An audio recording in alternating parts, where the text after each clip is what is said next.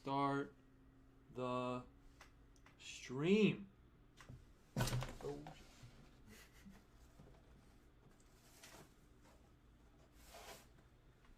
All right. You know the deal. Maybe you don't. Maybe it's your first time here. If you're watching this not live, you want to fast forward a few minutes. I always say I'll put the timestamp in the description. Now I actually will, because I've been getting up at 6 o'clock every morning, and that gives me a lot more time to do clerical work like that. But if you have never been here before, this is the pre-show. How's it going? I have to go to YouTube, put the link on Twitter, and I leave it in because people kind of like it. You know, I took it out one time. A few people said, "Oh, you're cutting out the pre-show now?" And I said, "Oh, that's my computer." And I said, "Nah, we don't have to do that." All right. No one's here yet. It's just me. 3 people watching. One of them is me, though, so I might have to edit the tweet a little bit. I wrote the tweet, and I thought it might be too long once I finally pasted that link in, and it is. It is too long. So I got to get the pick. Then we're going to get this going. All right. Let's see.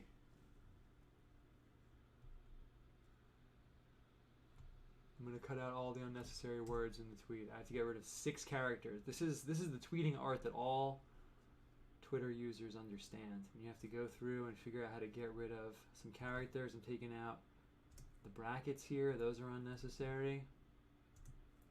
And I have the word situation. It says starting our Egyptian situation. I kind of like that, though. It's ambiguous. It's exciting. So I'm not going to change that.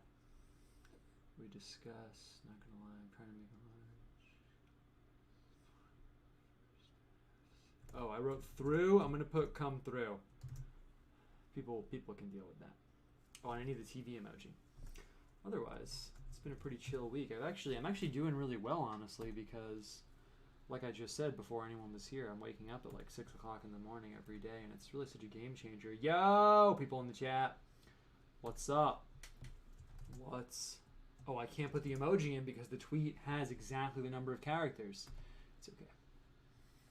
It's okay. We'll roll without the TV emoji. How's it going, guys? It's going pretty well over here. I'm just going to configure some windows.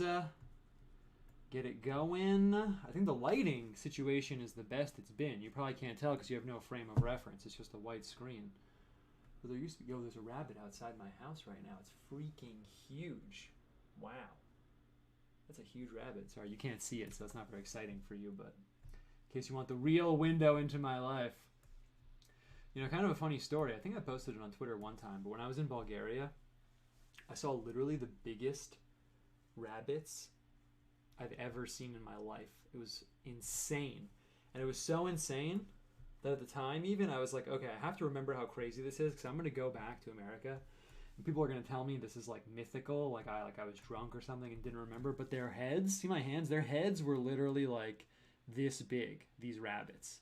And then they stretched back. I mean, if you killed one of them, there's no way you could eat that whole rabbit. It was insane. Just thought I'd let you guys know. I have lots of esoterica Bulgaria stories.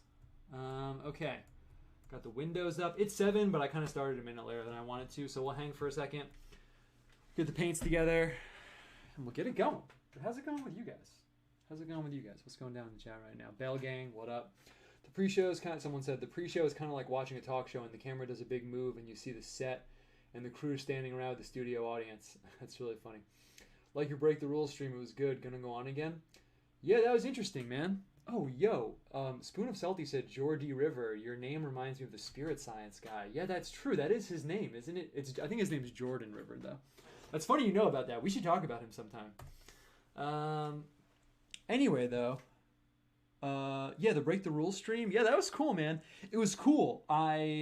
It's interesting for me because, like, I kind of really want to like argue with people just in general, and like I was talking with my wife about it. What am I grabbing right now? I'm grabbing the paints. I'm going to organize the paints. I was talking to my wife about it. It's kind of funny because like if it's a debate, then you're totally cool to come on and be like, okay, yo, here's why what you're saying is like not able to, it's not tenable. Here's why what you're saying doesn't work out. Like I think that what you're saying is contradicting itself, and you're not, it doesn't really play out, and you know you can like just go for it, and it's sanctioned within the confines of the debate.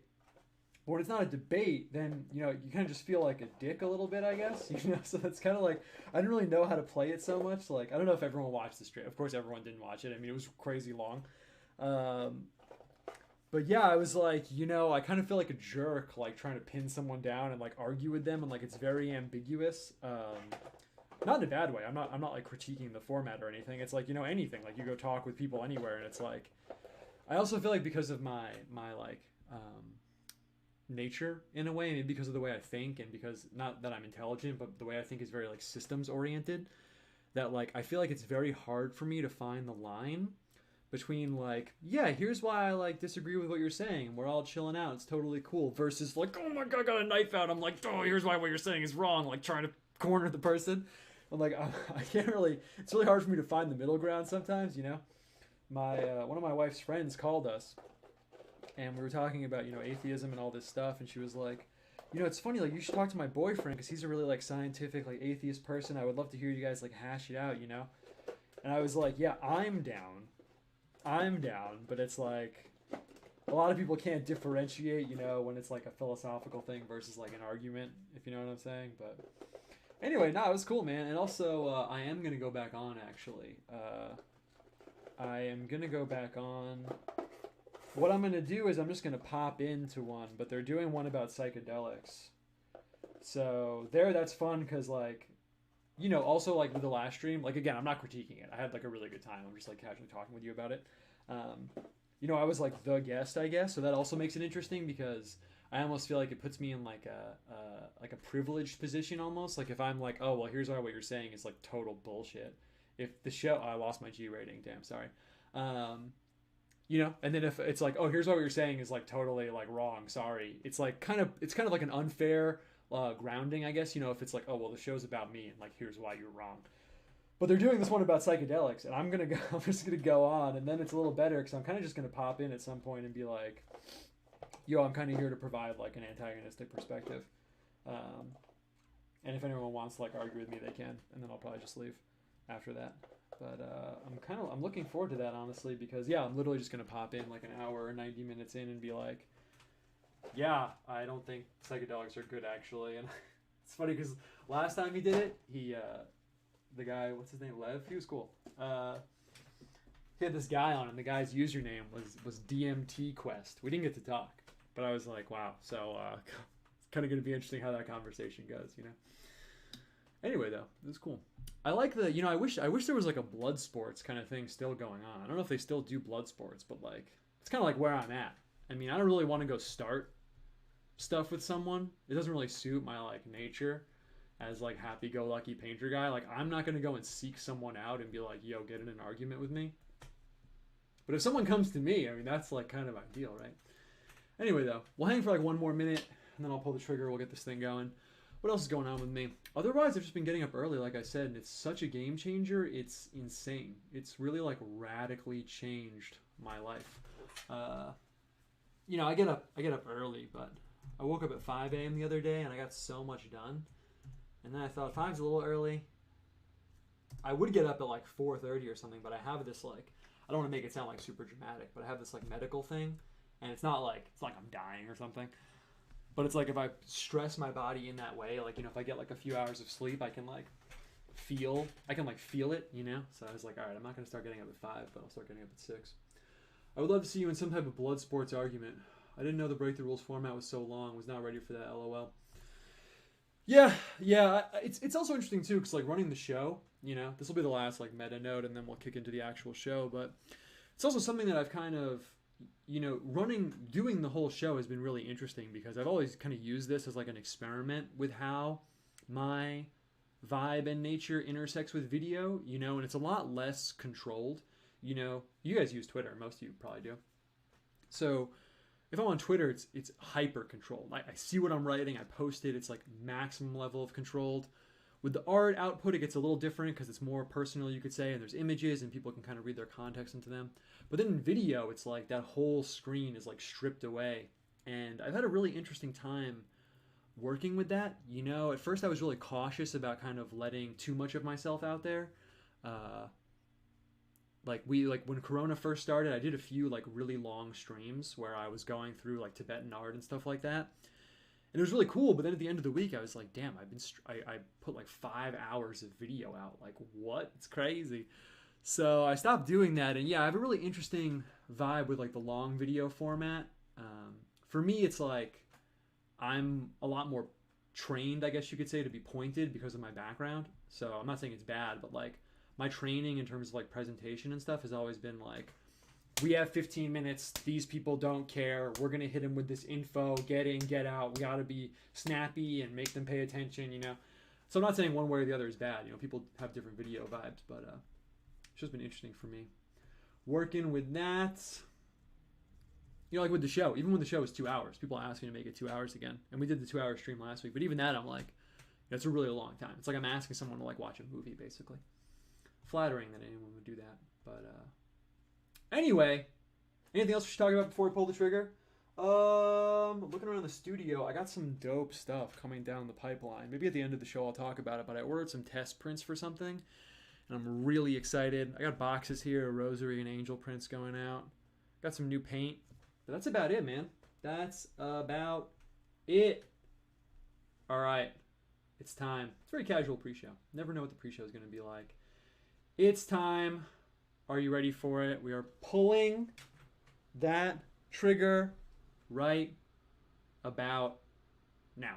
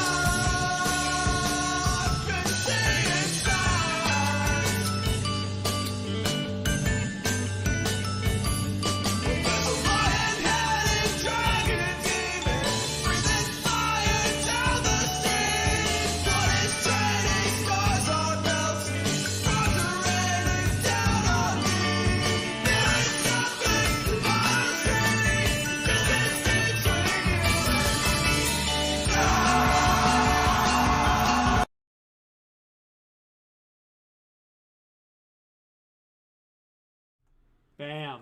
It's happening. You might have noticed the little gap there between the intro and me pressing the right button. I looked over at my desk and the book that I'm going to talk about wasn't there, and I was looking around and I thought, wow, am I really about to misplace the book I'm going to talk about? And I was like, am I going to have to cover for it? Like, oh, I decided not to quote these parts that I had posted there because I just lost the book. But I have it here. I don't know if we're going to look at it or not, but I have it. So no worries. And we're all here. How's it going, guys? I'm doing well. You were just here at the pre-show, so you know.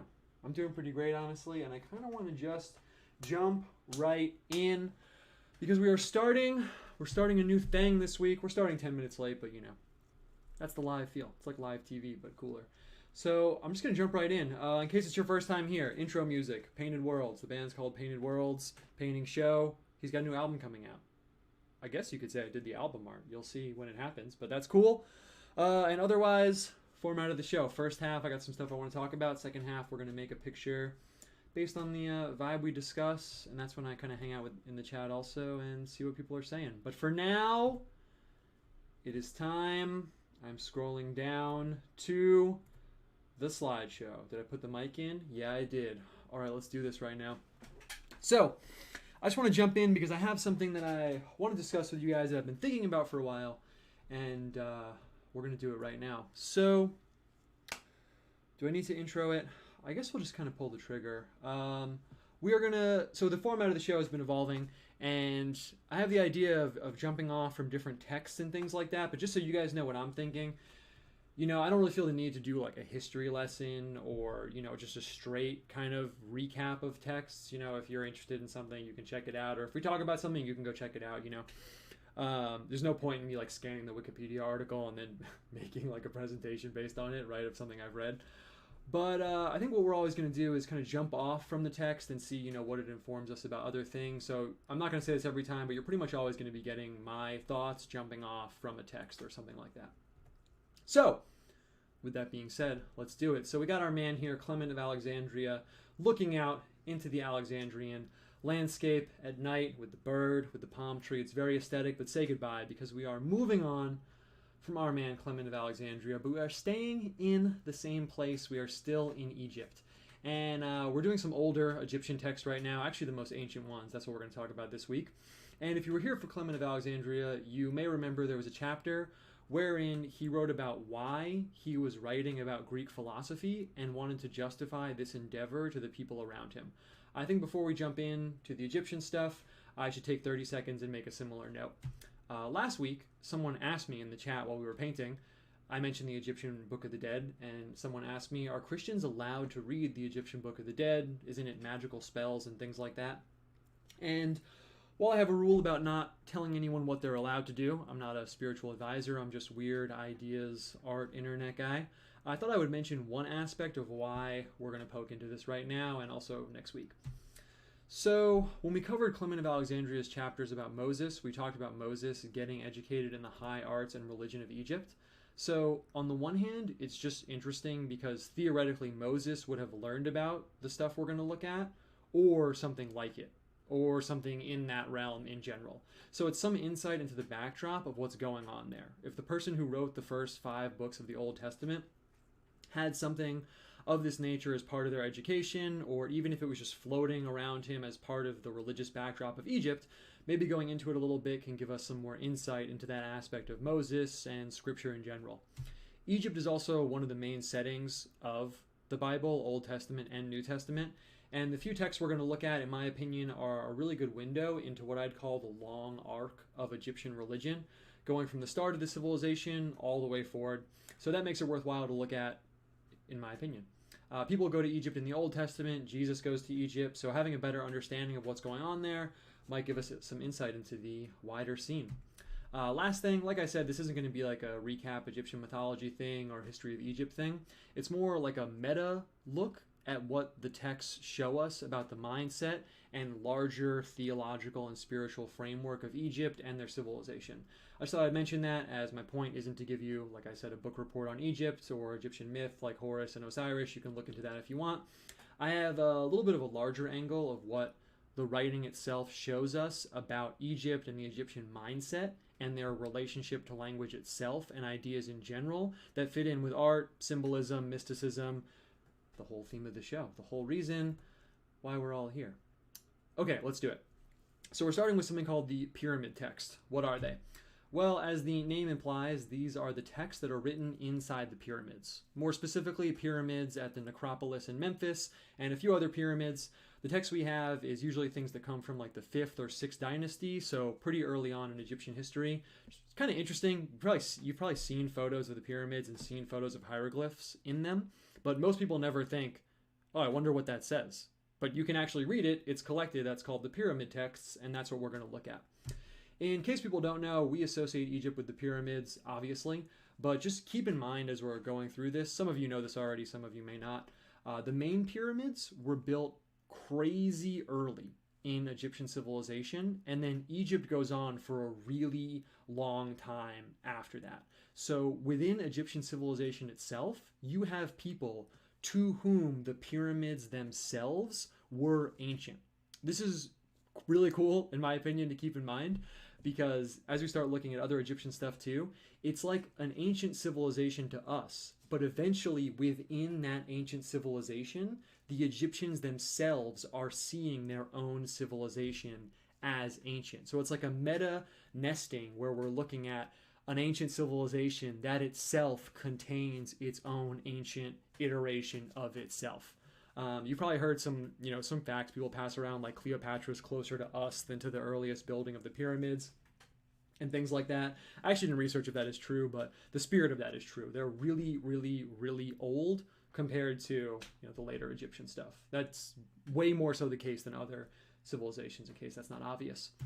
So when I started my own spiritual journey, I just had the inclination, I don't know why actually still to this day, maybe it was a voice in my head, and I wanted to find the oldest writing I could find. I just thought, what are the oldest books around that I can find and read? The answer to that, of what the oldest books are, is kind of up in the air in my opinion, but the pyramid texts are a really serious contender. They were carved really early on, but they go back even earlier than the time they were carved. Some scholars say in an oral form they might have existed before the Egyptians even had writing, so they might have just been an oral tradition floating around Egypt before they could even write anything down.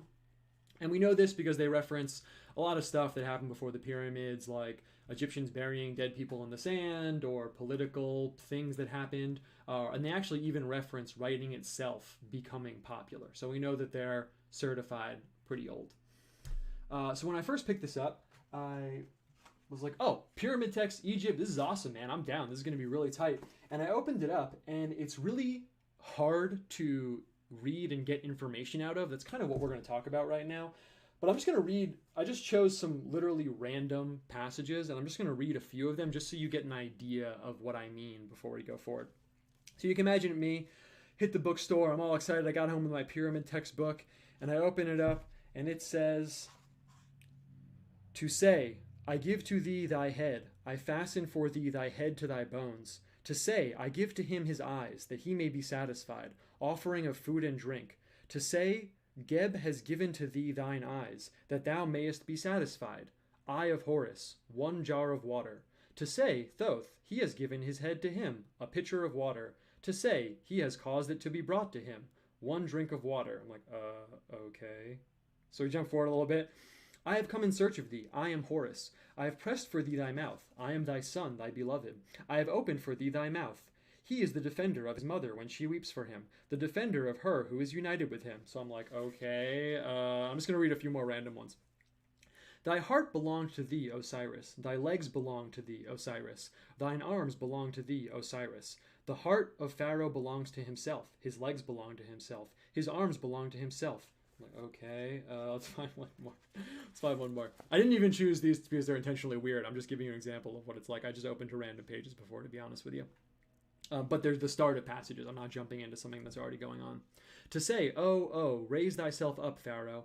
Receive thy bones. Unite thy bones to thee. Collect thy limbs. Shake the earth, dust of the earth from thy flesh. Receive thy bread, which cannot mold. Thy beer, which cannot sour. Thou standest at the doors, which hold people back. He who is chief of his department comes out to thee. He lays hold of thine arm and takes thee to heaven to thy father Geb. He rejoices at thy approach, gives his arm to thee, he embraces thee. So it kind of just goes on, and it's really difficult, like I said, to get information from. It's not like a story. It is floating in this weird space, and that's what we're going to talk about right now. I'll read more probably at another time or maybe next week, but you can check it out yourself too. But that's kind of just the vibe, and that's what we're going to talk about. So it's a ton of writings that could easily fill lots of volumes. So any collection that you get is probably just going to be a chunk of it. Different pyramids repeat. So if you find one pyramid, it'll have some stuff from another pyramid. Then these two share some stuff. Then these two share some stuff. But there's basically nothing that's in all of the pyramids. One book that I have broke it down into 3 categories. This is as, academic-y analysis as we're going to get. Actually, that's really not true. One part of it is solar theology, hymns about gods of the sun and things like that.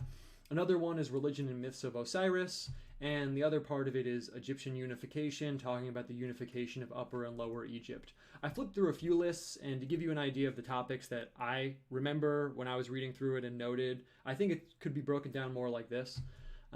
There's funerary rituals about, this is not my language, by the way, I just cribbed this from like a bunch of different books, just so you know, I wasn't here like breaking it down PhD style.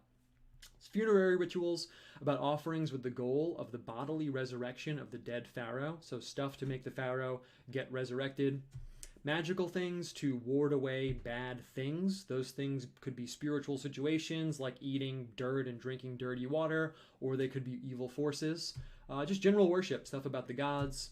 Different praise hymns, mythical stuff, that stuff being mythical rules, what's often called in academia mythical formulas, identifying the deceased pharaoh with certain deities. So a lot of it is written that way, where it's talking about the pharaoh is Osiris, the pharaoh is Horus, and it's part of what makes it confusing, because you're reading it from an informational perspective, and you're like, oh, the pharaoh is Osiris, and the next minute, that's not the case. So we'll talk about that too.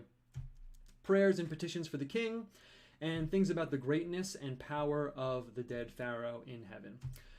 These were royal texts. They were for and about the royalty. So this wasn't a regular people thing. Eventually there's a trickle down where it goes from just the kings to maybe a queen and the nobles down to the rest of society. Since this is an art show and we're into talking about how religion and spirituality intersect with culture and civilizations and things like that, there's a material situation here that I want to elaborate on, as I think it's really cool, and this structure is something I've returned to a lot in my studies, and I use it as sort of a framework in the back of my mind when I'm looking at other civilizations, even our own culture, actually. So, at first, if you were to ask yourself, I want to go read some Egyptian stuff, what can I find? This is what you would find, in my opinion. At first, it's the pyramid texts. That's what we're talking about. That's just what we call it. Obviously, they didn't call it the pyramid texts. But they're texts from the pyramids. So obviously, you have to be the highest up person to have a pyramid. So this process of spiritual rebirth and the text that makes it happen, the spiritual text itself, is restricted to literally the top of the pyramid, the highest up people in the society. You don't have a pyramid, you don't get it, you're cut off, sorry. Later on in Egyptian culture, this is what we'll look at next week, you have the coffin texts. So again, obviously that's just what we call it, but the texts from the coffins from Egypt. So if you've been to a museum, you might have seen sarcophaguses covered in hieroglyphs. Maybe you never thought about it, but that's writing. All those coffins are covered in writing, and people actually translated it, not that long ago, by the way. It was only about 100, 120 years ago. But people translated it, and when we translated all that writing, we called it the coffin texts. And it's actually just like the pyramid texts, almost. When I say it's just like it, I mean that if you were to casually go through the coffin texts, you would see it as exact same as the pyramid text. If you bought two collections, you'd ask yourself, why did I do this? These are almost the exact same thing. In spirit, maybe not in content, mostly in content, but just the vibe is almost exactly the same. So it's tweaked a little because now the text is for higher up people, not really everyone, but it's restricted now to who can own a coffin instead of who can own a pyramid. And then finally, you get something you probably heard of, which is the Egyptian Book of the Dead. So you've probably sensed the theme here. That's not what they called it. It actually got that name because later on, once Egyptian civilization had, I guess you could say, matured or fallen or changed, whatever you want to say, people would find these scrolls near the dead. And they eventually started calling them the books of the dead. So then when we translated it, we put it all together and called that translation the Egyptian Book of the Dead. Same deal, it's a spiritual rebirthing text, basically a magical, spiritual, alchemical writing object that you need in the afterlife. You need one of these scrolls in the afterlife. We'll talk about this, not today, but eventually also. And now it isn't restricted to who can own a pyramid or who can own a coffin. It's just restricted to who can afford an artisan to make them one of these scrolls. So it's mostly the same text. You can clearly see it's one long arc of the same essence and essentially the same content getting passed through time for almost the entirety of civilization for literally thousands of years, which I think is really cool. So you might say, well, duh, that's how writing stuff is, right? First, only the elite have it, then the rich people have it, then most people get it. I would say this is a little different and more noteworthy because of the second point I want to make, where I will ask you to take just a little walk with me because this is something else I think is really relevant to art, religion, spirituality, basically everything in general, and this is what I really wanted to talk about.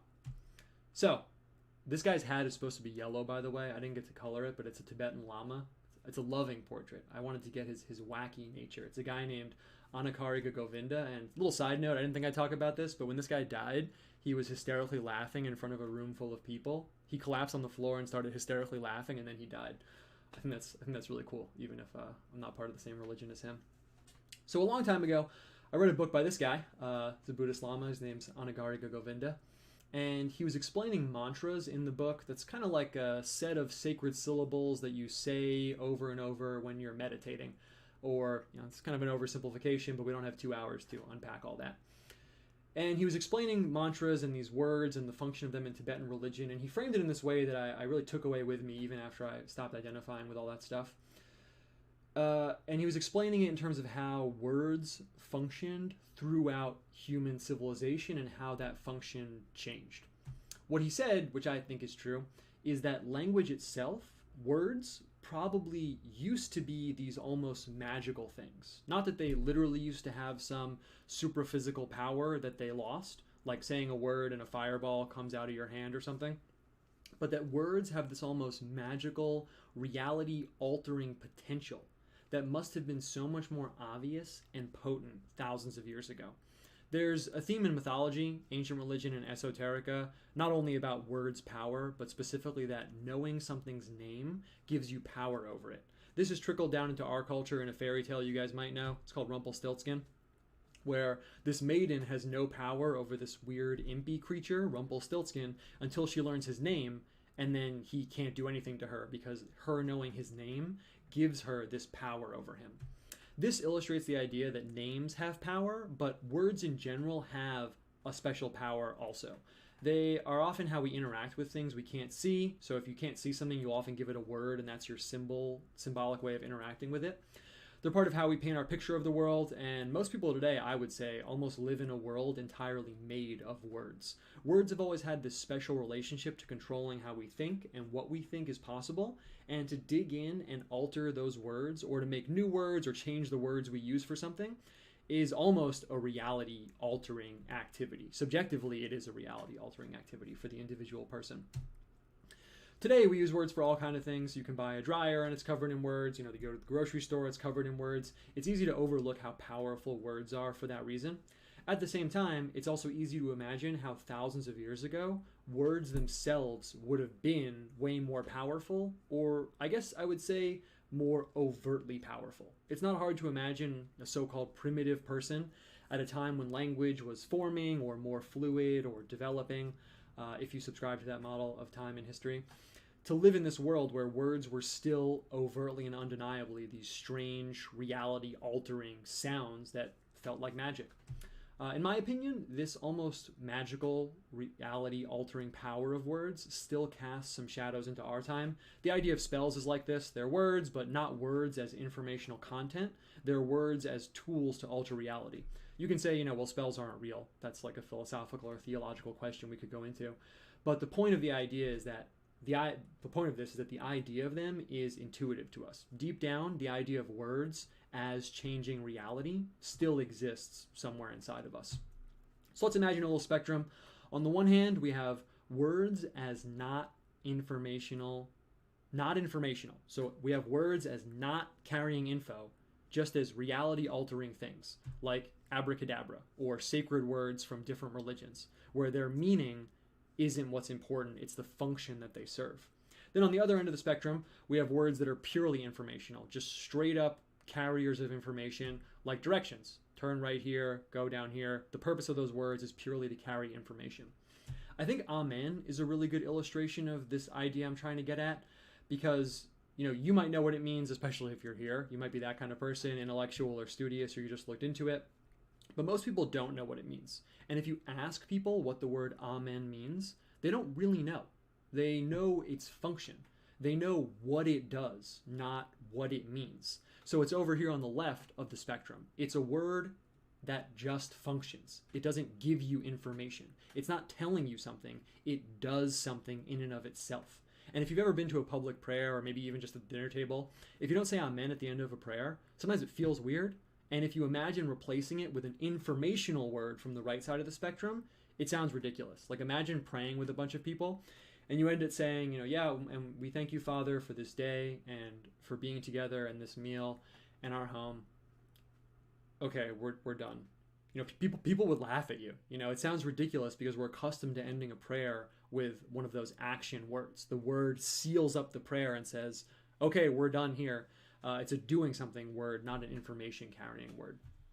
Anyway, my whole point with this setup is that the Egyptian texts are interesting and somewhat unique because it's a window going back into this realm of words as functioning.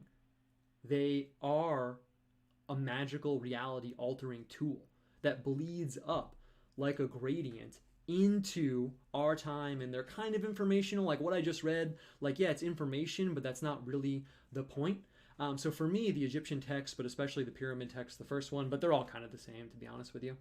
I imagine them as having one foot in the dark past of prehistory and one foot in the domain of information, writing, basically the way civilizations use words. It's almost like it has one foot in like tribal, ancient, not that I necessarily subscribe to this model of linear time, but let's just say I do for the purposes of an analogy. It's almost like it has one foot in like pre-civilizational, dark, primordial past, and one foot in, oh, this is a civilization with writing and philosophy and things like that. It's a gradient, so it's both ends of the spectrum at once. So when you read it, the point isn't telling you information. It's not really informational. It's not trying to tell you something. It's the words are doing something. The words are actions in and of themselves. In my opinion, this is probably why we don't have true, again, this is just my view, but systemic theology or philosophical texts from ancient Egypt. It's not like Greece where you can go and read a book about what they think, right? I mean, they have that a tiny bit, but nowhere near to the extent that Greece does. I think it's because writing for them, at least initially, was an active thing that acted in their religion. It wasn't like a basket, the words, to put information in. The texts did something by virtue of existing, so that therefore they never had systemic theology or philosophical writing in the same way that, I'm exaggerating a little bit, but they also kind of didn't. It seems like a weird distinction, but it's a point I really wanted to make because I think about this distinction in art and even in my own writing a lot, but I think about it for art all the time. Just as there's a huge difference between, let's say, like a magical spell and toaster instructions, even though they're both words, or we could put it into our paradigm and kind of clean it up a little bit and say there's a difference between words said in liturgy or during worship or during a mass even, and then the words you see on a receipt from the grocery store. But they're both words, right? But they're totally different, even though they're both words. I think we can harness that distinction in art also. Images can also run along the spectrum, in my opinion. Sometimes images are purely informational. They just document something. Like if you're selling a car, you take a photograph of it, you put it online. That's a purely informational image. But then there's also images that do something, that actively attempt to alter the reality around them just by existing. A lot of sacred imagery and religious imagery goes into that folder, in my opinion, although it gets complicated to pin down like one specific example. Anyway, so that setup of the pyramid text and then the coffin text and then the Egyptian Book of the Dead trickling down in terms of its material culture, you're seeing basically what they believe to be these like magic reality altering tools in the form of words, in the form of text, like I said, trickling down. And when you read it, because of everything I laid out here, it kind of just washes over you. Over the holiday break, I read probably like 100 or 200 pages. Probably more, actually, of all this stuff, because I read it a long time ago, and I thought, oh, I'll talk about it on the show. And it just washes over you. The time just goes by, and I look up from the book. I almost thought of that meme where someone's going to go back in time, and everyone asks them, but how do you make electricity? And the guy says, I don't know. I thought, I can't wait to tell my friends about the Egyptian Book of the Dead. And I thought of the meme where it says, but what does the book say? And I say, I don't know. It's like it just washes over you in a way. It's not like reading a story. You don't get information from it. It's almost like an aesthetic window that opens up for you. It's written in present tense mostly. It's mostly describing actions that are happening in real time, but it's also ambiguous and then contradictory. Things happen and you're not even really sure who's talking or who is being spoken to, but none of those questions apply because, like everything I've just said, repeating myself, the words aren't informational. It's more about what they're doing. So none of the lenses that you normally would apply to a text apply here. I think that's kind of fascinating. But it doesn't come together to form any cohesive picture. It's just a window back into that primordial state of mind, early civilization, a window into a kind of proto-language, where language itself hasn't become abstracted or decoupled from the fact that language is an action. Does that make sense? I think the magic spell, reading a story dichotomy is really what I'm going for here. Okay, nice. That was really fun. Okay, so I really wanted to throw that out there. I was like, should we hang and like read some? But like I said, I just read you some stuff, and that's really what they're like. I guess I'll read a little bit more, just so you guys can see what I'm saying here. Let's see. Let's just jump in here. Let's grab a little post-it note here. To make a libation, to say, thy water belongs to thee, thine abundance belongs to thee. It goes back and forth from the god, that which comes out of Osiris, so that thy hands may be washed, so that thine ears may be open. This power is spiritualized by means of its soul. That's exactly what I'm talking about. Like, you're reading it and you're getting what it's telling you, but at the same time, if you zoomed out and you said, wait, what's going on? Like, what is this it? Like, who is he? Like, what's going on? It's fit into this conception of words as action, in my opinion. Thought that was kind of cool.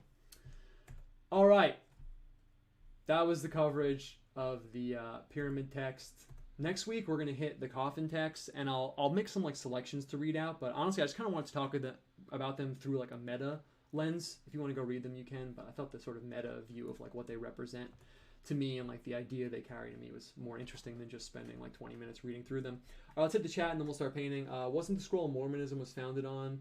Was actually found to be a book of the dead for some Egyptian priest. That's really interesting. I don't know about that actually. Would you put mantras in the category of action or information? I'm going to grab some tools over here. It's a little complicated because the mantras do mean something sometimes, but some of the mantras are just syllables. But it gets kind of complicated because it's fit into a whole like different framework. I don't want to sound evasive, but it's a little bit different because of the conception of language in Indian religion. I know we're in Tibet, but it derives from Indian religion. Because even just the syllables and words, like we have this conception in the West that, if you have a rose outside your window, you have that word rose for it. But that term isn't inextricably related to the essence of the rose. But in Sanskrit, in Indian religion basically, it's not like that. In Indian stuff, the Sanskrit term for lotus, something like pema, I don't know exactly what it is, that's what it is in Tibetan, is actually like the vibrational quality of that item. So the language is like directly related to it. So it's kind of hard to answer because even just the syllables like mean something, but it's not really about what they mean. So I can't really give you a short answer to that. Maybe we'll talk about it. Would you say that Tonka paintings are an example of art that is an action itself rather than being purely informational? I'm gonna grab my ruler and we're gonna start making moves here. Well, I don't want to say I copped out, but I was thinking of an example to choose of that, and I didn't want to pin down one example in particular because there wasn't one thing that I really wanted to put all my chips on and defend as an example. Because you could kind of say that for most sacred art, but then at the same time, what it's depicting is part of it. So it's not really a binary is what I ultimately realized as I was putting this together. It's not like, oh, this Buddha sculpture or this icon. Icons are really what I was thinking of, honestly. Like, oh, this icon of this saint goes over here because it's acting and giving you this, but then what it's giving you is partially the information that it contains. So then I was like, well, that's not a good example. And then I thought, well, you put up an image of, Virgin Mary in your house and it's doing something. You probably think that, right? Maybe you do, maybe you don't. I have no idea. But then it's also about the fact that it's depicting her. So it's kind of the information it's carrying too. So it's kind of a spectrum. I couldn't think of one thing where I was like, boom, I want to put all my chips here. I guess there are some like magical-y images, like explicitly occult-y stuff is what I'm thinking of, where they function to like do a magical action or something. I suppose that would be the best example. Any theological imagery, I think you're gonna find both there. Okay, so I will continue reading the chat. Oh, yo, Peter M is here. What's up? A mod. Remember when that happened? I made like 2 or 3 people mods back in the day. So they have power. Beware, and they wield it. They wield it. I wonder if anyone, no one's ever been banned here. Maybe we'll get that going one day. Okay, so we're right on time. Technically, we started 10 minutes late, so actually it's technically 7:30 on the show clock right now. Not that anyone cares except me. I have nowhere to be. Okay, so I want to jump in and start this picture, and then we can talk about stuff. It's a very fruitful topic, so there's definitely a lot there we can talk about. But I want to jump in to the picture situation right now. And the thing that I'm noticing about putting the show together, another just meta note, we're going to constantly just keep zooming out in terms of the meta lenses of putting the show together. The show is about creativity itself. So, is I've noticed that, any obvious idea about what I would draw, I've already drawn in the slides that I just showed you. So it's kind of funny because I'm sitting here, not now, but before, thinking, oh, I'll do a pyramid. I'm like, I just drew like 50 pyramids on those slides. No one wants to see that again. That's kind of good because one thing about creativity, I think there's two schools about approaching how to start a creative project. They're not really formal schools, but you'll find these ideas in conflict, especially if you do any group projects or something like that, which I don't like doing. One school, I would say, has this, the first idea is the best idea. Let's just go with our intuition. Let's just jump off from it. And then the other school, I think, is people who do the opposite. Some people will discard the first like 40 or 50 ideas because they think that those are the bad ones and they're getting deeper on the onion to the good idea. I actually usually fall more on the first side of it, but I think it's good because any obvious stuff, we've kind of gotten it out of our system, and we can go a little bit more meta with it. When we're talking about words and like words creating reality, how are we going to represent that in an image? So that's what we're going to do right now. And you know the deal. If you're here a lot, it just depends on what color we want to start with right now. I want to mix it up. I want to keep pushing us forward creatively. We did a lot of the browns. We've been starting with browns a lot. Maybe we could start with green. Nah, it's not dark enough. We could start with the reds. Let's start with a different blue. Let's start with, you know, this is crazy. I would never do this. Let's start with the ultramarine blue. That's something I would never do, not for any particular reason, but let's do it. So we're going to start with the blue here. The ultramarine blue, it looks really dark on the camera here, but I have it calibrated for the paper. It's a nice deep blue. It's called ultramarine. It has marine right in the name. They didn't name it after the ocean, but it really is that oceany color. And I think we're going to start with this. I've been thinking about the seasons also. It's winter, but spring is peeking over the horizon, dare I say. Dare I say it, so you can see. We'll get on the paper. I don't know why I'm doing this. So I'm not using the border either. We're changing it up a little bit. But I'm thinking about what I was saying, words as action, words sort of mitigating our perception and taking part in our thought process. So it's an interesting thing to embody visually because I don't really like using writing in my images too much, especially if I don't have to. Something about it, I mean, if I'm doing a comic, that's cool, but when I'm doing the pictures, normally I don't do it. So I think that what we'll do is we'll have a person, and then maybe instead of words, we can get some letters in. Letters still retains that symbolic quality, and letters are more overtly symbols. Words are symbols, but people don't think of them as symbols. You know, the word lamp is actually a symbol for a lamp, but most people would never think that. But it's more intuitive that the letter S is a symbol for the S sound because there's more of an abstract relationship there. Or I should say the abstract relationship is more obvious because you think of a lamp as a lamp, but you don't think of S as an S. Maybe you do. Anyway, let's do this. So we've been using the person's head and face format a lot. I thought we'd change it up, but we'll just lean into it. But we'll do something different. We'll do a profile. I'm actually thinking of this. So I'll throw it on the back of his head here. Not enough room to get stuff inside his head, but not so much room that we're closed out. So I'll move the lamp a little bit. Perfect.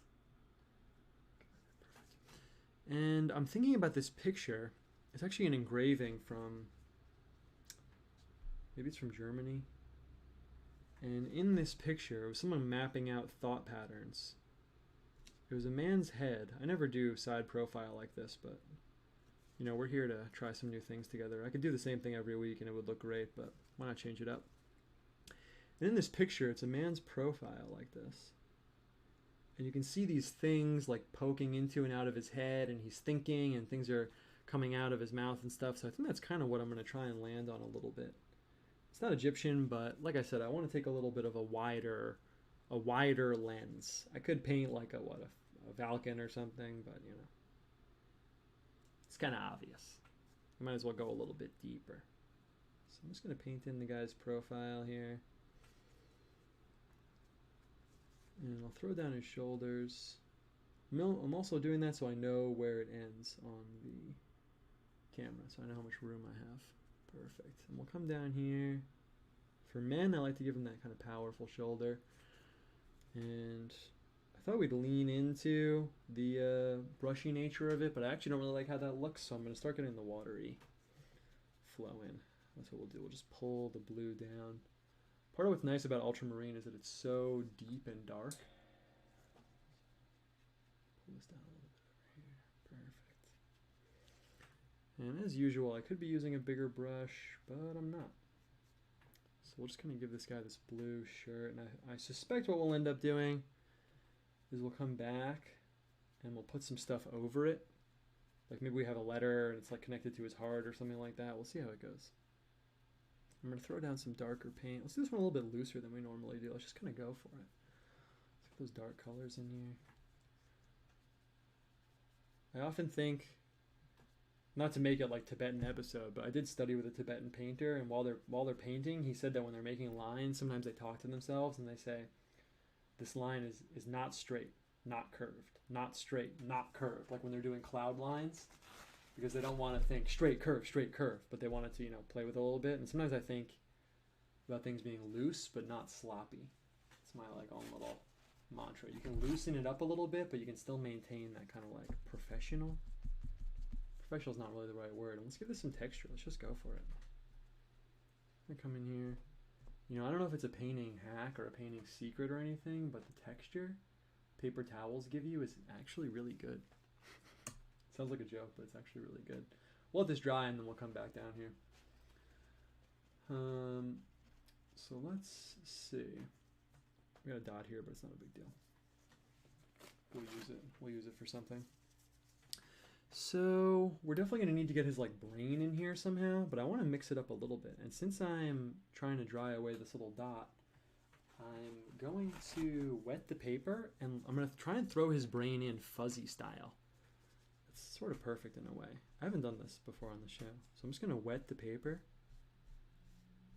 and I'm going to grab a pink. I really want this opera pink. This is like hot pink. Change it up a little bit. For some reason, putting the brain in with these pinks is really satisfying for me. I really like it. I think it's because they're so unnatural. They're just the most unnatural color imaginable. So maybe it speaks to my conflict with tech time that I live in. And a little bit of the blue got into it, but it's all good. Maybe we'll do that on purpose, actually. And what I'm doing is I'm loading up the brush with pigment, and I'm going to put some water in it because I just want a tiny bit. Perfect. And let's see. It never bleeds when you want it to. You know what I mean? Oh, the lighting is so annoying. Sorry about that. I'm going to put this over here. Perfect. That's where we want it. Cool. And let's see. I'm just going to see if I should pump the light up real quick. Hold on one second. I got through whole seasons without ever having to mess with the lighting. But then I got this new lamp. No, that's not good. Cool. Perfect. Cool. It's good.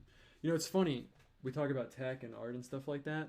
It's interesting because with the Photoshop stuff, my inclination is always to like blast out the colors. So I go in Photoshop and I'm like literally putting the color all the way up to 100. I'm bumping up the contrast. But then when I do video, because I'm doing watercolor stuff, you know, I want it to look real, but then I'm in the settings, like, should I bump up the contrast? Should I bump it up? And then I'm looking at some blown out, like almost like punk style thing. Just throwing that out there. Okay, so I'm gonna throw this kind of like pink, like brain zone down here, and I'm just gonna pull out some of the blue. Let's just pull it out. Just get kind of like a shadow going on. Yeah, that's good. Perfect. Come down here. Cool. Maybe we'll play up the shadow a little bit. I thought we'd go a little bit more graphic, but let's see. I really like putting the shadow in under the neck for some reason. Nice.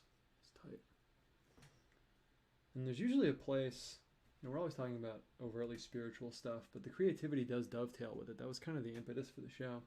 There's always a space, you know, when I'm working. Usually it happens alone because I'm only human. Naturally, if I'm on camera, I'm worried about like messing stuff up.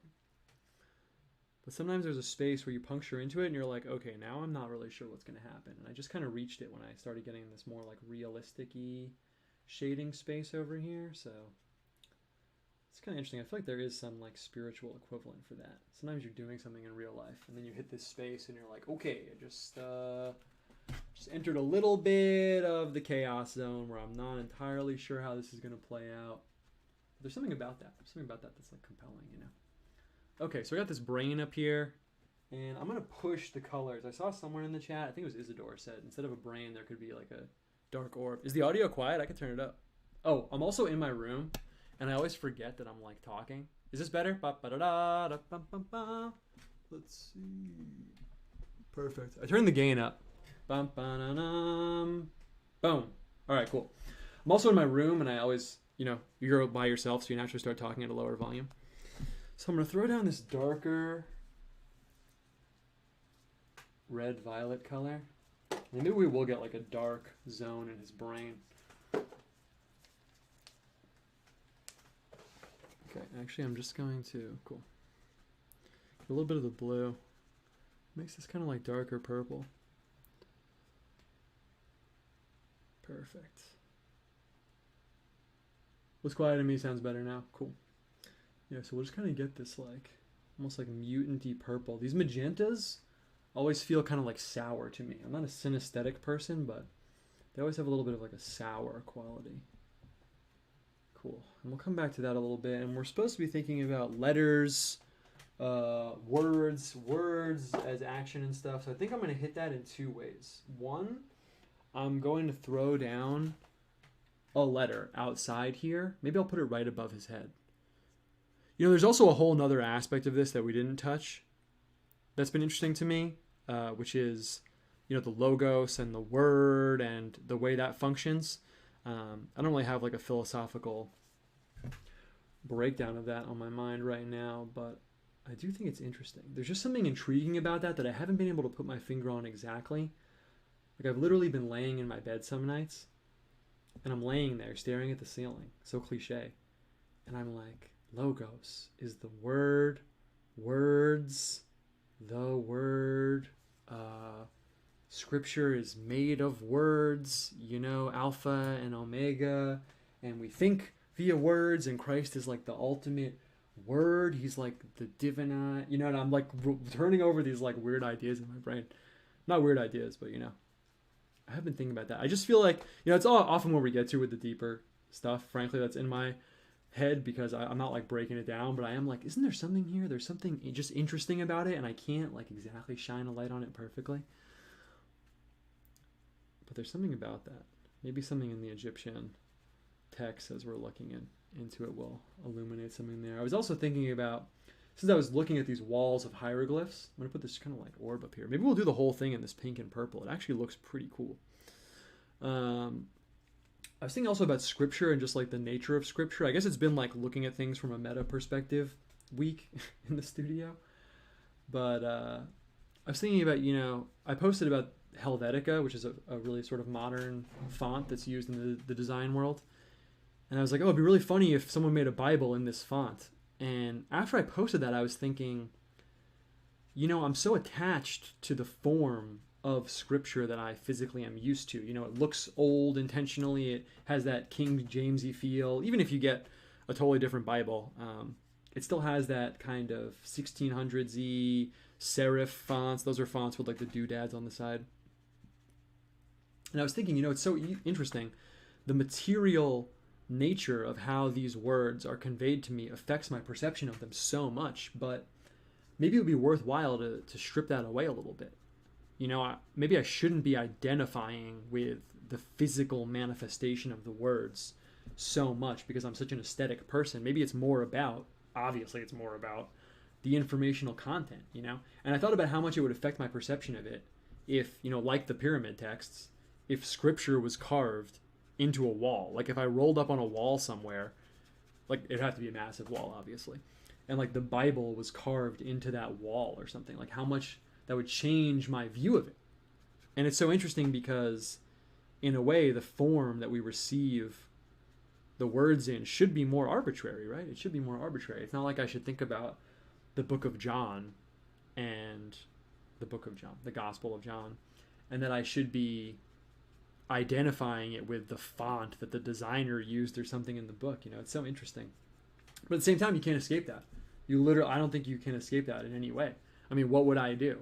I guess I could just listen to it on an audio book or something, but even then I would subconsciously be identifying it with like my headphones or something, right? So I was just thinking about that. It's so weird, you know. And then also, again, like I sort of, whenever I'm thinking about theological things, I think, well, you know, it didn't have to be this way. You know, God could do anything, right? So I think, you know, it's interesting that scripture as a format was in and of itself chosen. You know, not every religion has its like Bible. You know, sometimes they have like a guru or, you know, something like that. Once again, I have no point, but I thought that was interesting. And I'm really feeling this color scheme that we got going on right now. This is pretty awesome. This is really cool. It's also another kind of meta painting note, but when you mix sort of unintuitive colors, you do get some really nice stuff sometimes. I don't think I've ever actually mixed the ultramarine with the pink here, but I really like what it's doing. We mentioned purples being really chemically a little while ago, but I think I've escaped that a little bit right now. Cool. That looks really good. So I don't know, I was thinking about, if I had infinite time, which I don't, I'm already really busy trying to run the studio, I would lay out the Bible in Helvetica, in like a modern font, and read part of it and see how much it affected my perception of it. That would be a really interesting exercise. Wouldn't it? It would be. It would be, so saith me. Okay, so now we got to start making some moves. I was just talking there a lot. But I want to decide what our next little move is right here. Oh yeah, it's Groundhog Day. Yeah, we'll talk about that too. Okay, so we got the letter up here. We'll get some light or like shiny connection or something going on here, but I also want out of his mouth, the word coming out of his mouth or something. And now we have an interesting call because we can introduce another color, or we could just commit fully to the pink and blue situation. I think that we are going to introduce another color because this is a very odd manifestation of the primary colors right now, almost. And if we introduce yellow, which is what I was thinking, getting some light in there, that will be the primary colors. So we have the blue, the magenta's functioning as red, or I could be pedantic and say it's really more like a printer. This is more like cyan, magenta. That's why magenta's in your printer. You can mix more colors with it. Anyway, though, so we're going to introduce a yellow, and the question is, which yellow are we going to use? We have cool yellow right here, or we have warm yellow right here. It's such a warm color palette. It's going to be so different, man. It's so interesting doing painting because it's going to really change the game if we use the cool yellow or the warm yellow. I feel like if we use the cool yellow, this is lemon yellow. I'll let you see it too in case people can't imagine. If we use the cool yellow, I don't think we're going to do this, so don't get too excited for it. But if we use the cool yellow, I feel like this would be a passive player in the color scheme. I don't think it would be an active player in the color scheme. But I think if we use the warm yellow, that this will be an active third pillar. It'll stand against the other colors. That's often what I think about also when doing colors and color schemes. Some colors can really stand alongside each other in a sort of yin-yang balance, and sometimes one color will just dominate, or two colors will dominate. And it's not good or bad, but you want to harness that intentionally. I've mentioned it before on the show, but with black and white, you can do that kind of mental exercise. Red will stay balanced if you mix it in with black and white. But if you imagine the other colors mixed in with black and white, I don't think it balances as much. This is just my opinion that I picked up from someone else. But it kind of tends to make it more of like a, when things aren't balanced, sometimes that's good. Sometimes that makes it dynamic. But sometimes when things are balanced, that's good. You want to deploy those things intentionally or not. What happens if you mix the two yellows together? You would get a neutral yellow. There are actually neutral yellows that you can pick up. But yeah, you can get like a default like neutral yellow. We could mix them together right now, but I don't want to because I want to harness this. Maybe we'll mix it together later. But yeah, it would kind of cancel out, I guess you could say. You can have like a normal neutral yellow. And if you go to a painting store, they'll have sometimes what they'll call primary yellow. Sometimes they'll even call it mixing yellow. It's like a balanced normal yellow, and they'll call it that. Just a little color review from first season or maybe second season even. But this yellow, you can see, even though it's tiny on your screen. Maybe you're watching on your phone or something. Cool. You can see with this yellow, it is tending towards orange. That's the language I would use for this. It's tending towards orange. So if you wanted to mix a green with this yellow, it has orange in it. And that's going to be fighting the green because green is yellow and blue, right? Blue is the opposite of orange. So you don't really want to be doing that. If you had a color wheel, this would be more clear, but And this yellow you can see is tending towards green. That's how I would say it. It's more on the green side. So same deal. It has a little green in it, you might say. So if you wanted to mix an orange with this, that's not really what you want to do because it almost has green in it. Orange is yellow and red, so the red and green are going to be fighting each other.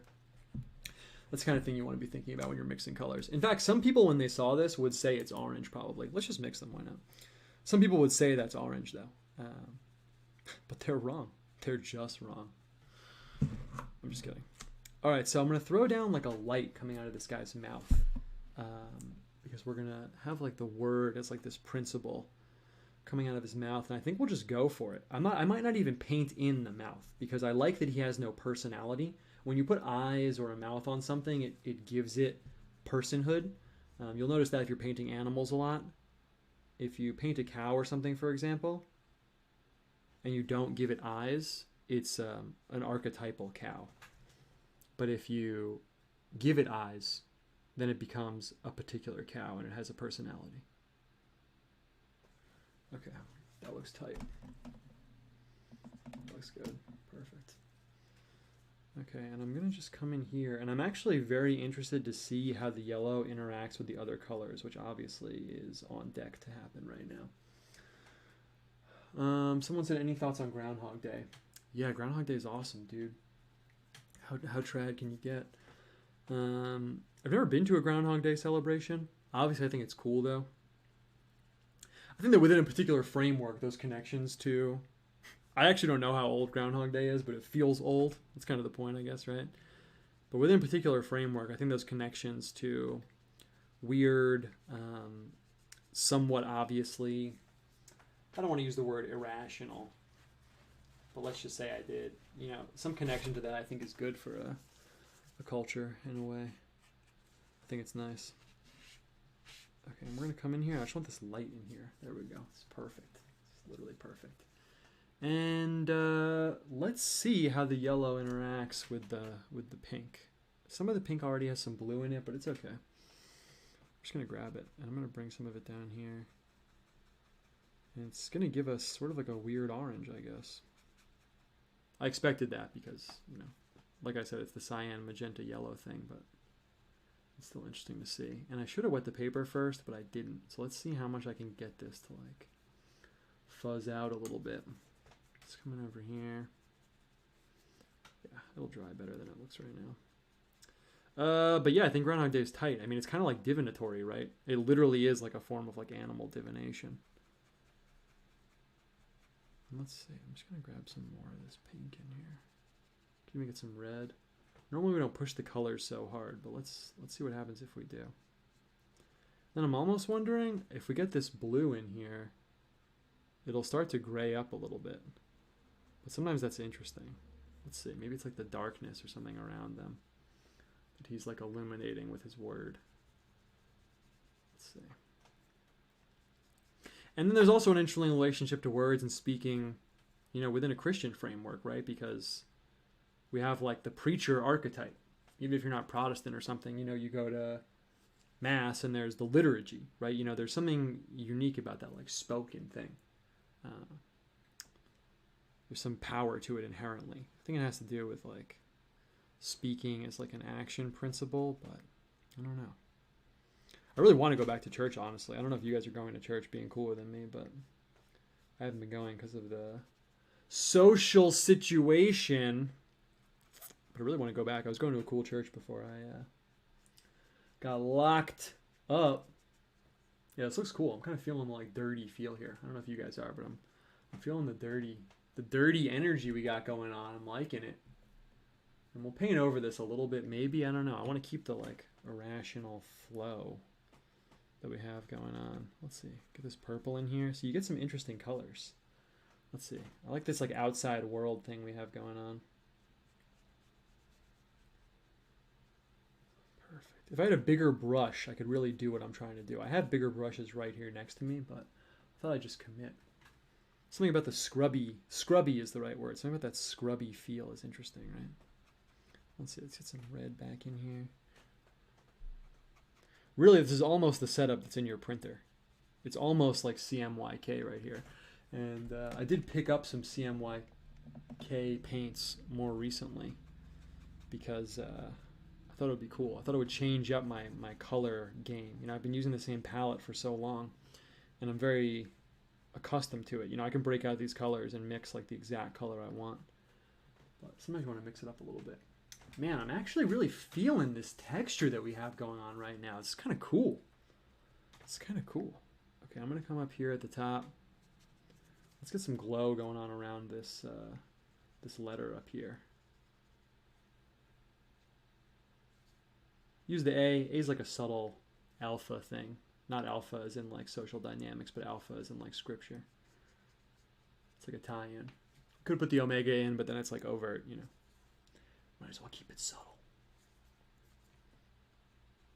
Cool. With the glow going on. This is dope. Perfect. And I want some tie-in to, someone said, only people at church on Sundays where I go are myself, 2 other media folks. Media folks? Like you're being filmed? Oh, maybe they're filming it. They're probably live streaming it, yeah. And then 2 pastors. Oh, that's crazy, dude. It's kind of cool, though, actually. All right. All right. Perfect. Okay. Let's see what direction we want to take this in. I always put the lungs in. You know, I could put them in because words are spoken in a way. It would really fit the color situation. Let's just do it. Let's just do it. I'm going to try and put them in with this scrubby texture, though. The words have like a special relationship to the breath, I guess you could say. And I don't know enough about the law of how the ritual words relate to the Mass, but I do know it, you know, it has to do something with what the priest says. I mean, that sounds dumb. What I mean is that it is somewhat conditional on doing it correctly, as far as I understand. And then correctly is somewhat conditional on the words being spoken, right? So it's kind of interesting, too. All right, let's come in here. Man, the pink on blue looks good. Yeah, he's like breathing these words. It's tight. I could put the pink. Oh, well, I guess I'm going to do it. Just kind of lightly. Yeah, that's perfect. Preaching to a camera is such a different and weird experience. Oh, I watched one of the episodes back just to make sure everything was cool. And I noticed that sometimes when I read the chats, it sounds like I'm talking if you're not here live. So I'm going to say someone said, but not to be rude to the person speaking. Peter said, preaching to a camera is such a different and weird experience. Totally different than having people in front of you. Yeah, I bet. That's interesting. I bet that is weird. Have I done any like straight camera stuff aside from this? Not really. I've always had people in front of me. Yeah, one thing I noticed is weird because, I mean, I don't know how it is at a church. You're not really like getting laughs, you know, but in general, I feel like you can feel the audience. I actually wonder how it is, you know, leading a church service because, like I said, you're usually, unless you're a very particular kind of priest or pastor or whatever, you're not like getting laughs and like vibing with the crowd. But maybe you do feel like you have some vibe with the audience that's reciprocal. I don't know. That's interesting, actually. I wonder if you do have that. Because when I would do live stuff, I definitely 100% could say that. Like if I'm talking to a group of people and they laugh, I'm like feeding off of it. Or maybe it's just informational. I can tell when they're interested. You can tell when people are shifting in their chairs and stuff.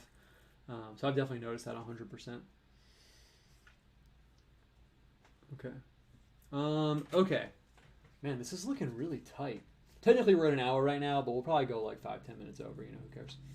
Literally no one cares except me. And I don't even really care. This is looking dope. It's looking dope. I feel like we should have, you know, like something he's speaking, some word or something. Oh, you know what? Perfect. It just hit me. You know what we're going to do? This is perfect. Someone said, I have my bachelor's degree in Catholic theology and plan to start grad school soon. I can run it by you in detail, but most of it we recognize as a mystery. Yeah, I figured that's the case. That makes sense. Okay. Let's come through here. It's also interesting, you know, in terms of like the word and like its function in ritual and sacred life. That's exactly the term I wanted to use, sacred life. It's interesting because, you know, I was going to this Catholic church. I didn't stop going for any reason other than Corona stuff. I'm going to put this like pink out here also because it's like he's externalizing what's in his mind. You know, it's like transferring this mind, and I suppose we're representing the life force here in terms of this pink color. You know, that kind of is how it came together. So I was going to this Catholic church, you know, and I mean, they weren't doing everything in Latin, but I guess, I mean, I never really even thought about it, honestly. But I guess they were doing a lot of it in Latin, naturally. Right? I feel stupid that I didn't think about it, but I had never really been to the Catholic Church before, so I didn't really think about it, honestly, at the time. And then when I was traveling, I went to this Orthodox church just to check it out while I was traveling. And it was interesting because there they did, like, everything in English, like every single thing. So it was interesting because even like the chanting stuff, they did it in English, and it was so interesting because I felt like it gave me like a totally different relationship to it in a way. Like even someone who didn't grow up going to any churches, you know, if you're in a church and someone's chanting like in Latin, it kind of hits you in a certain way, and you're like, oh yeah, totally, like they're chanting, it's in Latin, that makes sense. But then I was in this Orthodox church, and everything was in English, so they're just literally like, you know, speaking in English but chanting. I don't know if I'm getting my point across, but it was so interesting hearing the total liturgical situation done in English. And again, it made me reflect on this kind of meta element of how much those things affect my perception of it, when ultimately, you know, you could say they're incidental in a way. It's interesting. But we as humans can't escape that. I mean, that's part of what's cool about Christianity. It's not like we're appealing to some like non-physical platonic ideal of like how things should be. It's like inserted into the world and acting within that reality. Okay, so we got this, in my opinion. So we got this glow out here, this externalized glow. And just on a creative note, the texture, I'm feeling this texture right now. It's really tight. I almost don't, this is happening more and more and more over the weeks, but I almost don't want to dig in and start getting little fussy details in here because we have this really nice wash going on. Oh, you know what I'm going to do? I thought of something else. So I'm going to put the A out here also, like it's coming, that's perfect. I wanted to put another letter out there. I didn't want to use the omega. I felt like it's kind of like, that's not exactly what the picture's about. But I'm going to come in here and I'm going to... Yeah, there was some issue, I think it was in Cleveland, where they were basically baptizing with the wrong words, and it was a cause for concern in the church, like last year in the news. That's interesting. Yeah, it's interesting. Okay, so I'm going to come in here with this purple, and I'm going to paint the same A, and I'm hoping it's wet enough that it will fuzz out a little bit, but also that it's not so wet that it will become illegible. I don't really care if it becomes illegible. Let's see. Might not be dark enough. Oh, it's too wet. It's way too wet. Oh, what have we done? Oh, no. It's okay, though. I kind of like it. Let's get this. We're going to lean into how wet it is, I guess. And then I'll probably dry a little bit of it up with the paper clip. Paper clip with a paper towel. It's actually kind of dope, actually. It's kind of dope. And then maybe I'll go over it in the blue to make it like actually legible. You know, we'll just kind of let this fuzz out. Man, this color scheme is killer. This is a killer color scheme. And you know what's tight? You know, working in the studio painting life is when you get something like this around, like I would pin this up next to my desk theoretically, and then when I'm working on other stuff, I could just come in and grab the color scheme from here and be like, oh, that's cool. Or even this rectangle up here, I could come in here and be like, that's a cool color scheme. Or maybe, you know, over here. And that's part of like how your art feeds back in on itself. Like I might actually do that. You know, I could even scan this and like pull the colors out. So there's like a feedback loop with the creativity itself. Okay, so we're getting near that time. We'll go 10 minutes over, so we'll do like 5 more minutes, and then we'll wrap it up. A little bit over an hour. I feel like an hour and 15 is probably like the ideal length for the show. An hour's a little bit too short. I feel like I'm cramming it in. Okay. So let's see. Let's do a little note. Do we want to, you know, it's so clear. Normally I am forcing in as many details as possible, and I want to sort of have the mind look at what I've done and be like, whoa, there's a lot going on here. And almost like get stunned a little bit. It's something I think subconsciously go for. But here it's so clear, I don't know if I want to change it up too much. I mean, we've perfectly captured this idea of like, you know, this, I mean, it's almost like a divine word. That's kind of like what it became. It wasn't exactly what I was thinking of, but, you know, it's surrounded by a halo, sort of what it equals. Going through into this guy's brain, and it's coming out over here. I'm going to put, I could put a blue over here. I don't want to upset the balance of it, though. It almost works. It's a little too wet. It almost works, though, right? Let's see. I'm going to do something a little bit. Are you going to do a special episode for Fat Tuesday in the beginning of Lent? Yeah, I should. I should actually do that. Okay, so I'm going to come over here. I'm just going to dry this up a little bit because I want to get it just a tiny bit lighter. Oh, literally perfect. Literally perfect. Because what I'm going to do is come over here.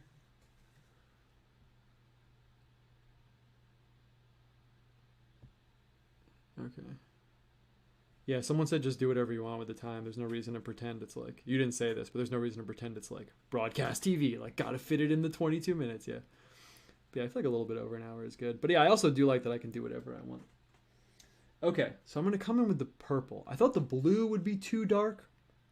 There's also an interesting, just again, color scheming note here, because normally, if you imagine like a normal rainbow, not one in the sky, but just a normal rainbow, visualize it in your mind right now, actually. Maybe you never realized it, but purple is naturally the darkest color there, right? If you took a black and white photo of the rainbow that you're seeing in your mind right now, purple would be the darkest color, because purple is naturally the darkest hue, right? But sometimes in a color scheme, you can do really interesting stuff intentionally if you mess with that natural order. Naturally, yellow is the lightest color, and purple is the darkest color, normally. Again, you can imagine that rainbow in your brain, and you can clearly see that yellow is lighter than the other colors, right? But you can do interesting stuff when you start to mess with that. We're kind of doing that a little bit here unintentionally, because here, actually, we've made blue the darkest color. And I thought of that because I was going to say I didn't want to use blue because it'd be too dark, so we're going to use this purple. But it's funny because normally purple would be darker than blue. So you can start to do some like sophisticated stuff when you... here it happened accidentally. It's not like I was planning that out. But when you're planning out a color scheme, if you invert that relationship, you can do cool stuff. Like if you take yellow and make it darker and then put the green above the yellow and use like a really light green and a darker yellow and things like that. It's just another dimension you can think about when you're using colors and planning color schemes and stuff. Perfect. This is literally perfect. I was at a museum once where they had a lot of abstract art. I'm going to fuzz this up a little bit. I don't want it to be so perfect. I don't want it to be as clear as this word up above his head. I was at this museum once, and there was an art piece, and it was like 12 color panels lined up. You know, you're in a museum with abstract art. You're like, okay, what's this? And that's exactly what it was, what I just described. It was like 12 colors all lined up. And the yellow was the darkest one, and the purple was the lightest one. And when I realized that, I was like, oh, this actually is kind of cool. I was trying to explain to the people I was with. I was like, well, naturally, yellow is the darkest color. And here, no one cares. Someone said, do you sell these? Yeah, I do, and I actually really like doing it because otherwise, I'm not going to lie, I file them away in a drawer, and then that's where they live. So, yeah, if you want one, like, hit me up. I'm going to come over here. That goes for any of the paintings I've done on the show, by the way. I mean, I like one or two, like the painting of Saint Christopher that I did, I keep around, I really like it. But otherwise, I like sending them to someone that's going to appreciate it. Because otherwise, like I said, I file them away, and it's like, that's the story. All right, I'm going to throw down the serifs on this A. Serifs are the fancy words we use for little font doodads. Perfect. And I think we might be good here. I think I might call it. I really like the space that we ended up in. I'm going to mess this up a little bit. All right. Well, that was successful. Man, this looks awesome. You know, it's funny. It looks like there's a shine here, but there's not. That's actually just how the paint looks. Okay, cool. Well, you know the deal. I'm going to move this. Look, even the sometimes this happens when you're painting too. I always wish people were here because this happens a lot. But sometimes even just the color mixing looks really dope. Sometimes you get like cool stuff going on with even just the colors like bleeding into each other. Isn't it cool? Sometimes I'm here by myself and I'm like, well, the palette I have looks better than the freaking art that came out of it.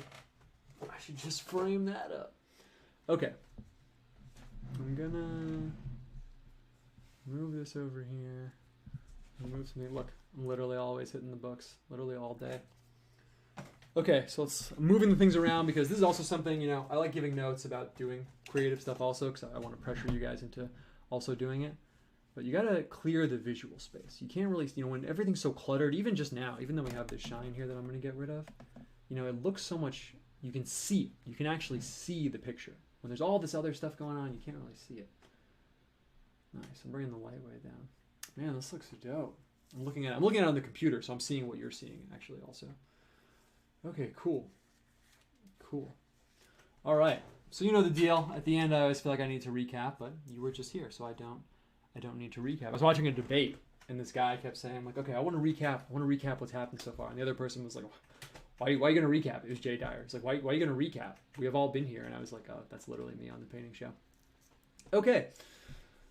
Yes, this is pretty cool. But on a note about just the painting process itself, it's kind of cool. Part of why I wanted to do the show and why I like doing it live is like, I just feel like things happening is what makes the art interesting. And if there's one thing that I want to get across just in terms of the physical art making process itself, it's that aspect of it. I've said this, I used to say this all the time when we first started the show, but I think people have this illusion that, this should be the slogan of the show. People have this illusion that like, you know, the artist is like this genius and then they have all these really, really great ideas and then they hit the work and that's where the ideas come out. But I said this last week, that's not how it is. You know, by engaging with the process, things happen, and how you steward that and navigate that is what makes an interesting piece of art. Sometimes people are creative geniuses and just crack out really hard.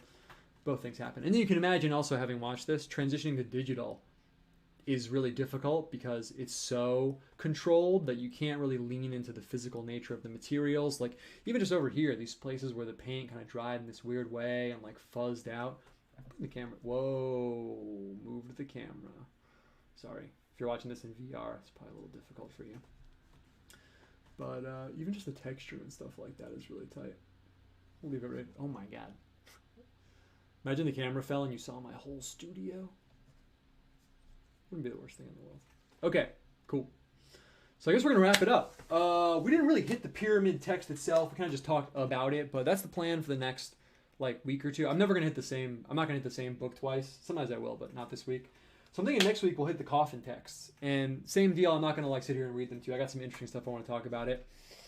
Talk about it with you, poorly forming sentences. But that's basically it, guys. Thanks for hanging out. Thanks for coming through. This is one of the best ones yet. This one looks awesome, man.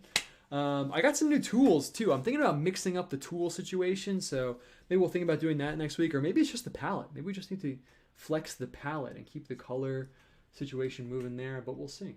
We'll see. Otherwise, that's it. Thanks for coming through on the show. I got some dope stuff coming out of the studio down the pipeline. Probably by next week I'll drop it. It's a little bit different than some other stuff I've done. But we got a lot going on here. That's basically it, though. Thanks for coming through.